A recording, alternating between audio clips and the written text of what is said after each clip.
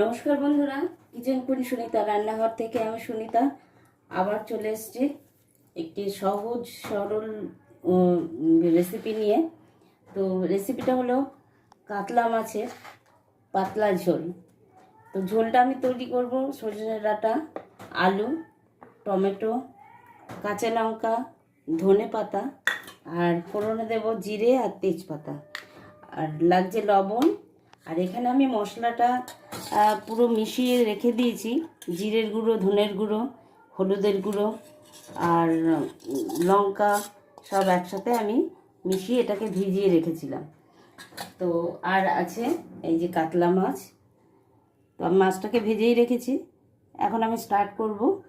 মাছটা ভেজে রেখেছি, সেই তেলেই আমি রান্নাটা করব। তো এবার স্টার্ট করছি। তো বন্ধুরা, কড়াতে তেল গরম আছে, আমি মাছ ভাজার তেলেই রান্নাটা করে নেব। তেলটা গরম হয়ে গেছে, এখন আমি দেব জিরে আর তেজপাতা,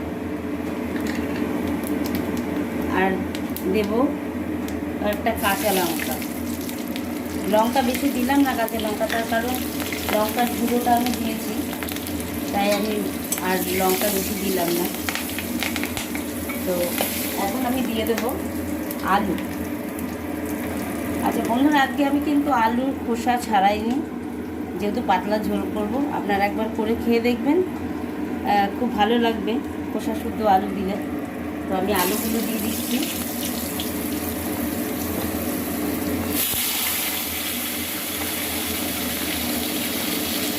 আমরা বেশিরভাগই খোসা শুদ্ধ আলু তৈরি করি যে কোনো রান্না, খুব ভালো লাগে। আপনারা একবার করে খেয়ে দেখবেন। তবে আজকে কিন্তু আমি মাছের ঝোলে আদা দেবো না, আদা ছাড়াই করবো। আদা ছাড়াও করে খেয়ে দেখবেন, সেটাও ভালো লাগে। আমি কোনো রকম আদা দিই না মাছের ঝোলে। তো আলুটা একটু ভাজাবো।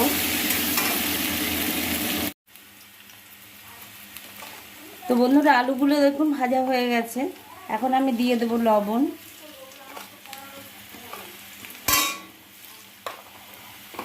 আর দিয়ে দেবো হলুদ,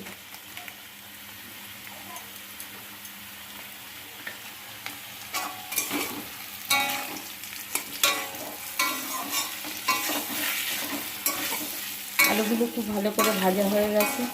এখন আমি মানে সব মিশিয়ে রাখা মশলাটা এর মধ্যে দিয়ে দেবো। আর সজনে ডাঁটাটা আমি একটু পরে দেবো, তার কারণ নাহলে সব গলে যাবে।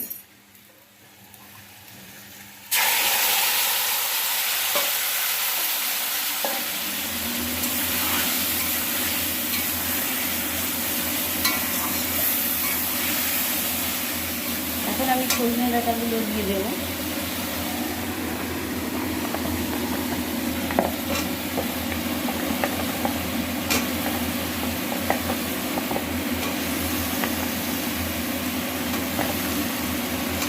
আর টমেটোগুলোও দিয়ে দেবো।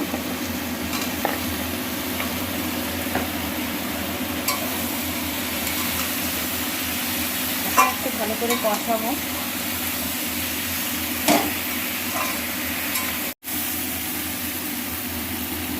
তো বন্ধুরা, আমার মাছের ঝোলের এই আলু আর সজনে ডাঁটা এগুলো দিয়ে ভালো করে কষানো হয়ে গেছে। হ্যাঁ, এখন আমি জল দিয়ে দেবো। খুব ভালো করে কষানো হয়েছে, এখন আমি জলটা দিয়ে দিচ্ছি। জল দিয়ে আমি এবার ঢেকে দেবো।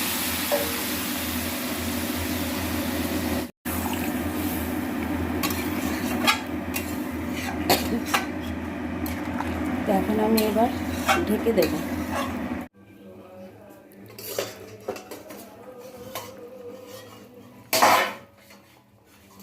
তো বন্ধুরা, মাছের ঝোল প্রায় হয়ে গেছে, আলুগুলো সব গলে গেছে, সব আলুই প্রায় গলে গেছে, ডাঁটাও গলে গেছে। এখন আমি দিয়ে দেবো মাছ, ভাজা মাছ, ভেজে রাখা মাছগুলো আমি সব দিয়ে দেবো এখন।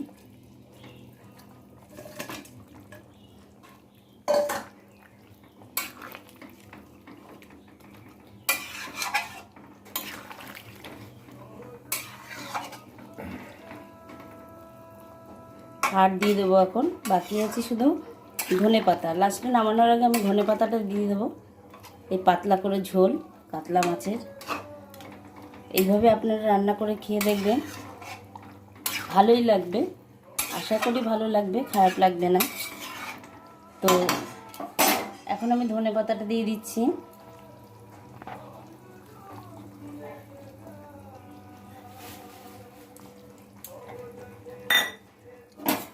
তো বন্ধুরা, এই সহজ রান্নাটা আপনারা আশা করি সবাই পারবেন করতে। তো কেমন লাগলো এই রান্নাটা, আপনাদের কেমন লাগলো আপনারা জানাবেন। আর আমার চ্যানেলটিকে সাবস্ক্রাইব করবেন, পাশে থাকা বেল আইকনটি প্রেস করবেন, যাতে নতুন নতুন ভিডিও আপনারা আবার খুব সহজেই পেয়ে যান। আর শেয়ার করবেন, কমেন্ট করবেন, কেমন হলো না হলো, ভালো হলেও জানাবেন আর খারাপ হলেও জানাবেন। তো এখন আমার মাছের ঝোলটা হয়ে গেছে, আর একটু সামান্য ফুটতে দেবো, দিয়ে আমি নামিয়ে ফেলবো।